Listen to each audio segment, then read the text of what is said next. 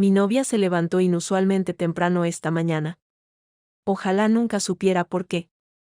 Voy a sacar la basura, anunció mi novia Mónica en cuanto entré en la cocina esa mañana. No esperaba verla levantada tan temprano. Desde luego, no después de lo tarde que debió llegar a casa la noche anterior.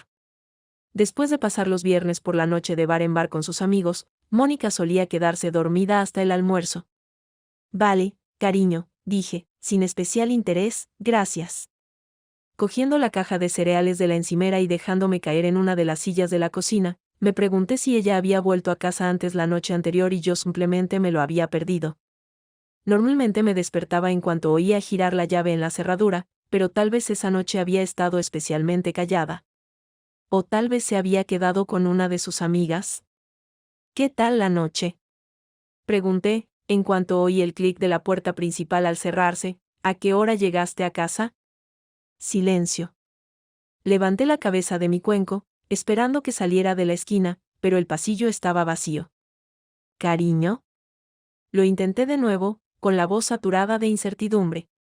Mónica apareció en la puerta, con una expresión ilegible. No parecía desorientada ni borracha, pero tampoco parecía estar bien. Sus manos estaban inquietas y sus ojos no se encontraban con los míos. ¿Mónica? Gruñí, tratando de controlar el nudo en mi garganta. ¿Qué pasa? Respiró profundamente y separó los labios, como si fuera a hablar, pero luego encorvó los hombros y negó con la cabeza. Tengo que sacar la basura, dijo. La miré boquiabierto. Pero, ¿acabas de hacerlo?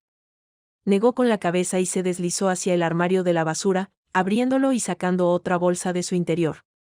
Luego, al igual que la vez anterior, giró sobre sus talones y desapareció de la cocina.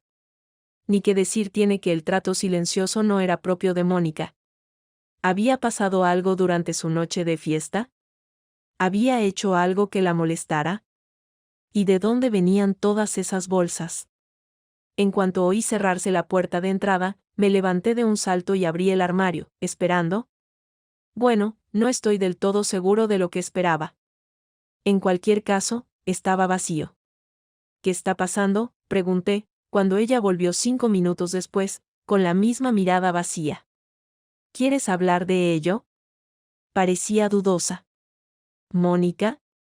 De acuerdo, dijo, pero primero, déjame sacar la basura. Se me revolvió el estómago cuando volvió a abrir el armario y sacó otra bolsa de basura. ¿Qué demonios? Empecé, pellizcándome inconscientemente el brazo, como para asegurarme de que no estaba soñando. ¿Qué son todas estas bolsas? Pero ella no escuchaba, sino que me daba la espalda y se retiraba por donde había venido.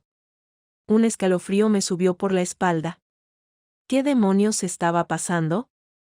Hubiera jurado que el armario había estado vacío hacía solo unos momentos. ¿De dónde habían salido todas esas bolsas y por qué no las sacaba todas a la vez? Cerrando la puerta principal tras de mí tan meticulosamente como pude, me arrastré por el pasillo que llevaba a la escalera. Tenía que investigar. Mónica nunca había sacado la basura por voluntad propia, decía que el vertedero le daba escalofríos. Nuestro apartamento estaba en la 6ª planta, así que era imposible que bajara todos esos tramos de escaleras por una sola bolsa de basura. La puerta del conducto de la basura, al final del pasillo, estaba entreabierta y pude oír el débil ruido del metal al abrirla. Tragué saliva, sin saber qué hacer. ¿No sería raro que me encontrara allí de pie? ¿Y qué pensaba decir exactamente? Escuché, con la piel erizada por la expectativa y el corazón latiendo con fuerza en el pecho. Oh, ¿por qué me estaba poniendo tan nerviosa? Solo era Mónica, por el amor de Dios. Probablemente había tenido una discusión con una de sus amigas, o tal vez yo estaba roncando de nuevo y no podía dormir. Entraré y cómo. Pero lo que vi al abrir la puerta me acompañará el resto de mi vida. Mónica estaba sentada en la puerta del paracaídas, con las piernas ya tragadas por la oscuridad del interior. Lentamente, pero con seguridad, fue introduciendo su cuerpo en ella, con las palmas de las manos húmedas contra el acabado metálico. Volvió la cabeza al oír la puerta abrirse y, por un breve momento, sus ojos se iluminaron al reconocerla. «Mónica», grité, corriendo hacia el paracaídas, con el corazón prácticamente saliéndose del pecho, «¿qué estás?». Pero era demasiado tarde. asustada por mi voz o por mi presencia, se soltó y desapareció en el paracaídas, con un gemido áspero que reverberó contra el acero. Un golpe seco. Quise gritar, pero fue como si me hubiera quedado mudo de repente. El miedo me recorrió como la electricidad mientras bajaba las escaleras hasta el despacho del director. «Dame la llave del cuarto de la basura», exigí sin aliento, «mi novia está dentro». Me miró por encima de sus gafas, como si cuestionara mi estado de ánimo. «Eso es imposible», replicó, «yo tengo la única llave». Las lágrimas corrían a raudales por mis mejillas y mi ropa estaba húmeda de sudor. Debía de tener un aspecto lamentable, pero no me importaba. Se cayó al paracaídas, sollozaba, agarrando el borde de su escritorio para apoyarse, desde el 6º piso. Todo sucedió rápidamente después de eso. Llamaron a una ambulancia y a la policía. Al principio dudaron en decirme lo que habían encontrado. Insistieron en que me sentara y tomara un poco de agua, arrojando folletos sobre terapia y bienestar mental en mi regazo. «Por favor, solo díganme», repetía una y otra vez, pero nadie me escuchaba. Las horas parecían pasar sin una sola palabra de afirmación o cualquier información necesaria para reconstruir los acontecimientos de la mañana. La ambulancia se marchó a los 20 minutos de llegar y dejó que la policía se encargara de ello. No podía entenderlo. Es decir, incluso si Mónica estaba malherida, todavía tendría que ser examinada en el hospital. Entonces, ¿por qué se habían ido? Finalmente, un oficial de aspecto incómodo tomó asiento a mi lado. «Hijo», comenzó lentamente, estudiando mi reacción, «tu novia ha desaparecido». Enterré la cara entre las manos. Por supuesto que sí. Había saltado por el paracaídas, cayendo en picado Dios sabe cuántos metros. «Pero tu historia no tiene sentido», continuó, con los ojos entrecerrados, «dijiste que se había caído en el paracaídas, pero...».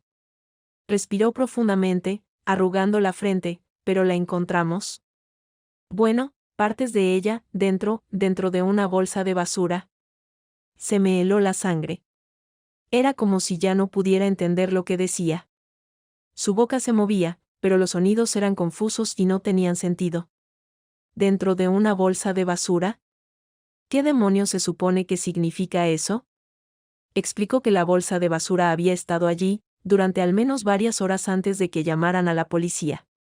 Dijo que no había ninguna duda de que su contenido pertenecía a Mónica. Me preguntó si tenía alguna idea de lo que había pasado. Luego, en un tono mucho más suave, agregó que me esperaban para interrogarme. Cuando por fin volví a mi apartamento esa mañana, lo único que quería era meterme en la cama y dormirme, rezando por despertarme y descubrir que todo aquello no había sido más que un mal sueño. Pero en cuanto entré en el dormitorio, la puerta principal se cerró de golpe. «Hola», llamé, con una voz mansa y quebradiza. El silencio. Una nueva sensación de temor me llenó los pulmones al recordar los acontecimientos de la mañana. Mientras me ponía de puntillas hacia la cocina, no pude evitar preguntarme si... No puede ser. Estaba inclinada sobre el armario de la basura, con una nueva bolsa de basura en sus manos. Se giró y nuestras miradas se cruzaron. «Voy a sacar la basura», dijo. Me quedé mirándola, con la respiración entrecortada. Allí estaba ella, delante de mí, hablando de la basura como si fuera lo más casual del mundo. En un débil intento de hacer que se quedara, le hice la única pregunta que se me ocurrió. La hice, aunque ya sabía la respuesta. ¿Qué hay en la bolsa, cariño?».